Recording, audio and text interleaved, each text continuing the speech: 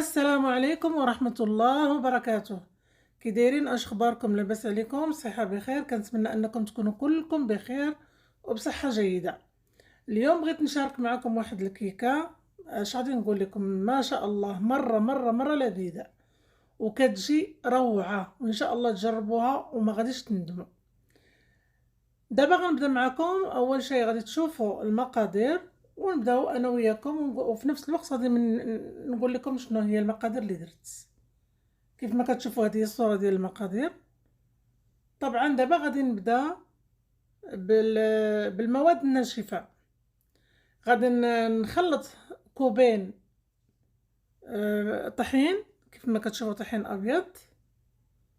غادي نزيد عليه قبصة ملح، يعني شوية ديال الملح، وغادي ندير فيه 2 ملعقتين ديال بيكربونات الصوديوم اللي هي خاصة بالحلويات وبالخبز. انا غادي نحط لكم الصوره ديالها باش تشوفوها. هي هذه ملعقتين، كيف ما كتشوفوا هذه هي الصوره اللي كتبان لكم قدامكم. ومن بعد كندير معلقه ونص قرفه، ملعقه ونص قرفه. صافي كنخلط لهاد المواد الناشفه وكنخليها على جنب حتى كنحتاجها عاد باش كنديرها. كيف ما كتشوفوا دابا انا خلطت، كنقوم بالتخليط ديالها باش كيتجانسوا كل المواد، الطحين والملح والبيكربونات الصوديوم والطحين طبعا، وكنخليهم من بعد. دابا غادي ندوز انا وياكم الخليط ديال المواد السائله. خديت اناء كما كتشوفوا، خديت كوب ديال الزيت. طبعا انا كنستعمل الزيت النباتي.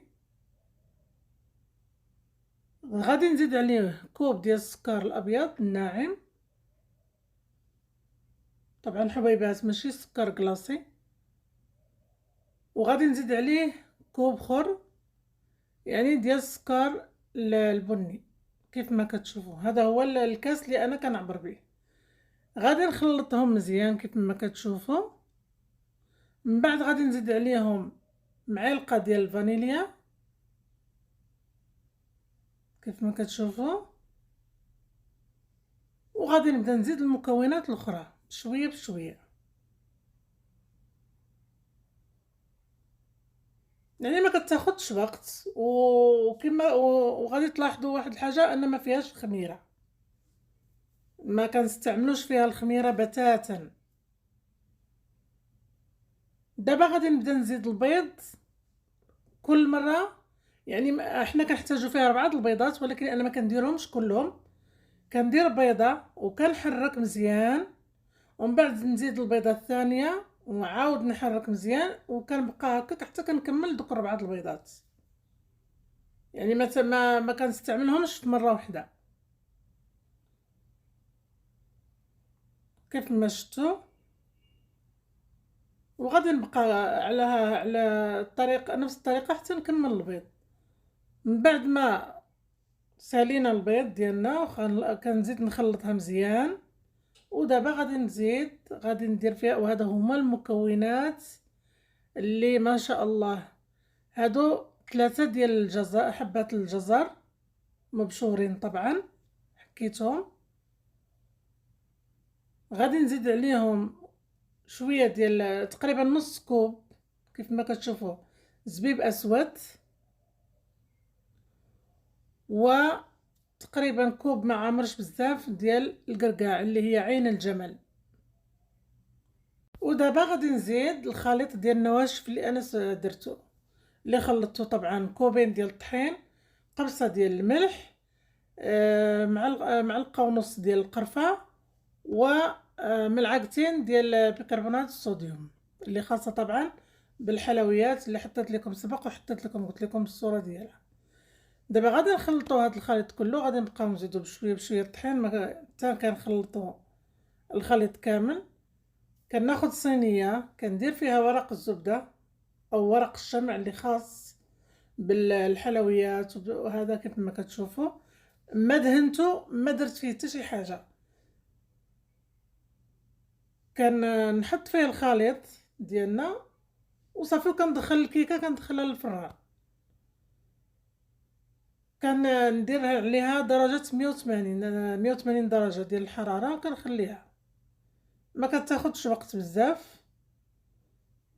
صافي دخلتها دابا للفران، غنسد عليها ونخليها حتى طيب، ما كتاخدش وقت بزاف.